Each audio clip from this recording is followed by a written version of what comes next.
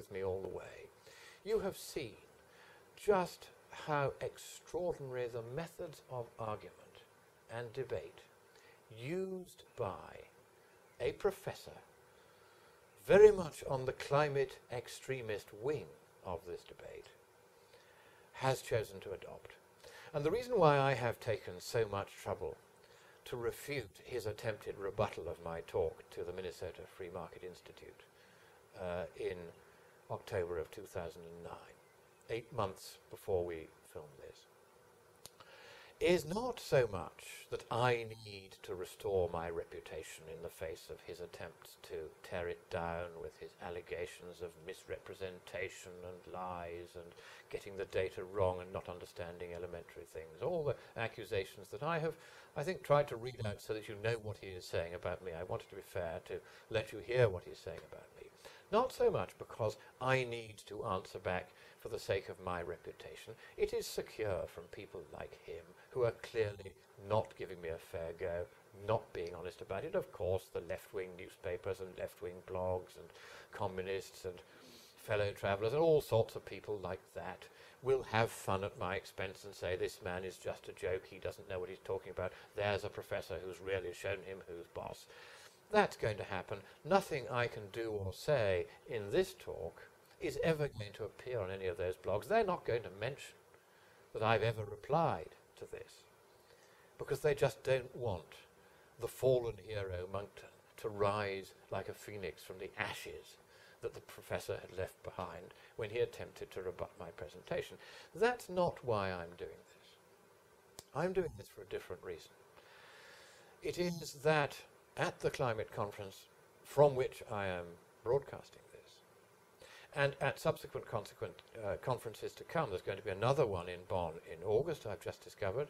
There's going to be a final session at Cancun in Mexico, at which the crowning glory is supposed to be a very expensive, binding treaty on all nations, telling them that they have to do things about global warming, which, on the face of the evidence I presented in my talk, evidence which I put it to you, has largely survived unscathed the attempts of the professor to tear it apart. That's going to be very expensive. If we start taking decisions based on bogus science, argued for in bogus ways by outfits like the UN's climate panel, then this is going to do very real harm. Harm in particular in the poorest countries, just at a point where they have the chance of burning fossil fuels, getting electricity to their people, lifting them out of poverty, stabilizing their populations, and thus reducing in the long run the environmental footprint of mankind by making sure that population growth ceases and we all settle down to a more level population. Just at the moment when that is achievable, along come these lunatics on the IPCC, and they say, well, we don't care whether we're right on the science, this has got to be done anyway, but the consequence of doing it will be to keep the world's population rising, because you're going to keep poor those who are poor now and make poor those who are rich now. That's what will come out of this treaty. And all the nations of the world, because they've been fooled by people exactly like Professor Abraham, are going to go for this.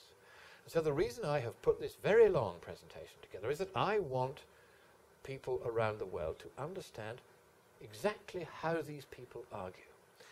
And if there's any virtue at all in Professor Abraham's attempt to refute or to rebut my original presentation, it is that he has encapsulated all the dodgy techniques of argument, all the devices, all the personal attacks, all the lies, all the misstatements, all the riddling, all the deliberate misinterpretations and misunderstandings that are a routine feature of the way those who have been advancing this case, even in official circles, have been conducting themselves. That you need to know, and the world needs to know, that that is how these people argue. I have seen this type of argument from environmental groups, from environment ministers, from bureaucrats at the UN, from scientists in the peer-reviewed journals, from the ClimateGate emailers, from all the people, this coalescence of interests, not a conspiracy.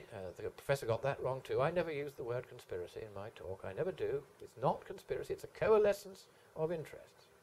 Financial, naked, vested interests who have been advancing this scare, for a scare is what I believe it to be, and I have researched it quite carefully, and I have reason, which comes out in my talk, for why I think it's just a scare.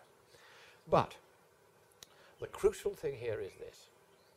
If it is a scare, then the world is about to make a treaty which is unnecessary and expensive and will do huge damage. It will cause loss of life on a very large scale, apart from anything else.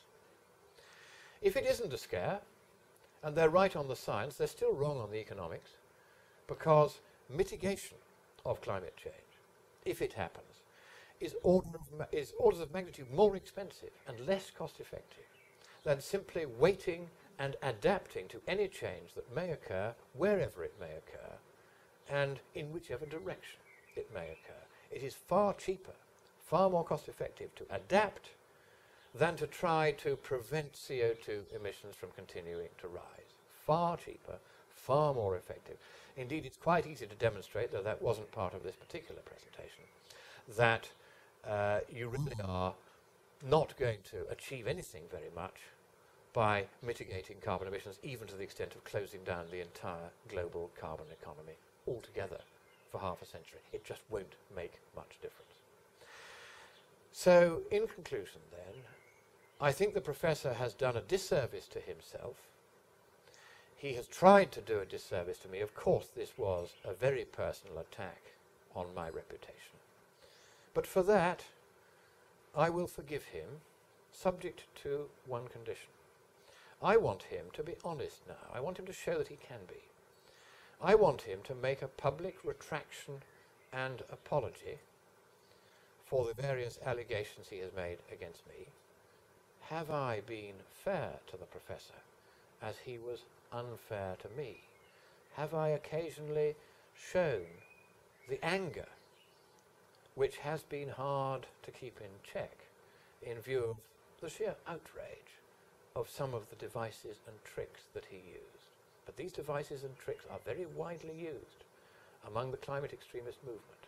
Now that you have seen the complete gamut of these tricks, the ad hominem attacks, the misstatements of what was actually said, the reporting of those misstatements to third parties to attract hostile comments, which are then broadcast publicly, the failure to understand even elementary climate science while claiming to be an expert in the subject, and above all, the failure to have the usual academic courtesy of saying, Lord Monckton, I'm about to do a major rebuttal of your presentation.